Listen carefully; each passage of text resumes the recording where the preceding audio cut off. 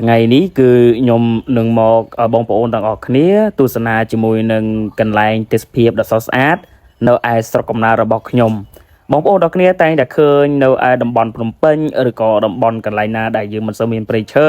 បងប្អូនសាកមកមើលវីដេអូរបស់ខ្ញុំឃើញមានព្រៃឈើស្រស់បំព្រងតទៅជាមួយនឹងកន្លែង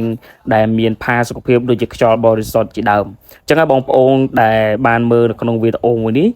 គួរតែចុច like follow ទាំងអស់គ្នាដើម្បីទទួលបាននឹងវីដេអូថ្មីជាមួយនឹងធម្មជាតិទេសភាពដ៏ស្រស់ស្អាតនៅឯស្រុកកំណើតរបស់ខ្ញុំបាទអ្វីដែលខ្ញុំចង់បង្ហាញបងប្អូនទាំងអស់គ្នាគឺតកតងជាមួយនឹងដើមល្ហុងបាទដើមល្ហុងរបស់អូតារបស់ខ្ញុំគាត់បានដាំជារៀងយូរហើយប៉ុន្តែគាត់ថាផ្លែវាមកគឺជ្រេកតែម្ដងបាទតកតងជាមួយនឹងផ្លែល្ហុងនេះបងប្អូនមើលក្នុងវីដេអូហ្នឹងបាទច្រើនមែនតើហើយនៅមានវីដេអូជាមួយនឹងផ្លែឈើជាមួយនឹងធម្មជាតិជាច្រើនទៀតដូចជាផ្លែក្រូចដូចជាកន្លែងដែលបងប្អូនមិនដែលឃើញជាដាំម្ទេសដាំអីចឹងបងប្អូននេះគឺជាសកម្មភាពឬក៏ជាលក្ខណៈបងប្អូនគ្រួសារក្រុមគ្រួសាររបស់ខ្ញុំដាំជាលក្ខណៈគ្រួសារតែម្ដងហើយនេះយាយគាត់កំពុងតែបាទដាក់ថ្នោតច្បាយថ្នោតច្បាយឲ្យគោផឹកឲ្យគោស៊ីបងប្អូននេះធម្មជាតិពិតតែម្ដងអញ្ចឹងបងប្អូនដែលនៅខាងស្រុកស្រែដូចគ្នាឬក៏បងប្អូនដែលនៅទីតាមជនបទគាត់បានឃើញគាត់បានយល់ច្បាស់ហើយតែតងជាមួយនឹងវីដេអូឬក៏ទីកន្លែងសកម្មភាពផ្សេងនៅឡើយតែបងប្អូនដែលគាត់មិនទាន់ដឹងដូចជាបងដែលគាត់រស់នៅកន្លែងតំបន់ដែល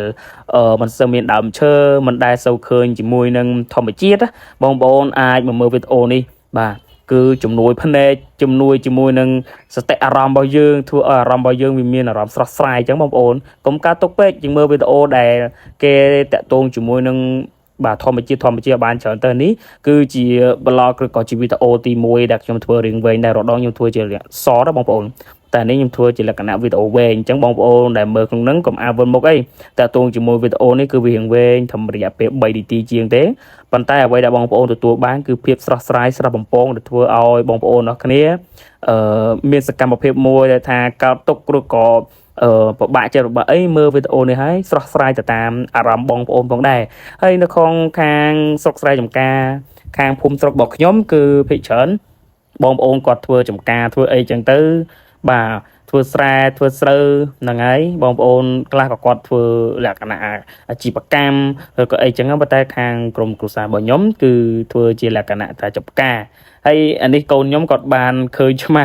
គាត់ស្រឡាញ់ឆ្មាពេកក៏គាត់បានហៅឲ្យខ្ញុំនឹងចូលទៅមើលឆ្មាជាមួយគាត់តែម្ដងប៉ុន្តែមានអីឆ្មានេះគឺខាងតាក់ទងជាមួយនឹងផ្ទះ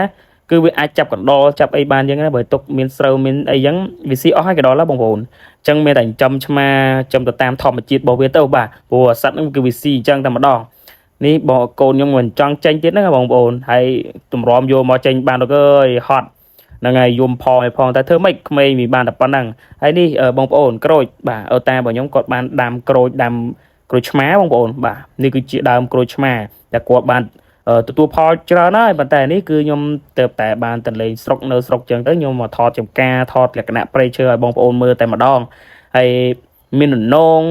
មានដើមម្ទេសមានស្វាយមានដូងអីចឹងបងប្អូនហើយវីដេអូហ្នឹងក៏មានតែប៉ុណ្្នឹងដែរបងប្អូនចាំទស្សនាវីដេអូក្រោយគឺខ្ញុំនឹងធ្វើឲ្យលម្អិតជាងហ្នឹងអានេះគឺខ្ញុំធ្វើសារលបងផុសក្នុង YouTube ទេថាមានអ្នកមើលមានអ្នកអីអត់ចឹងណាហើយជួយចុច like follow ម្នាក់មួយទាំងអស់គ្នា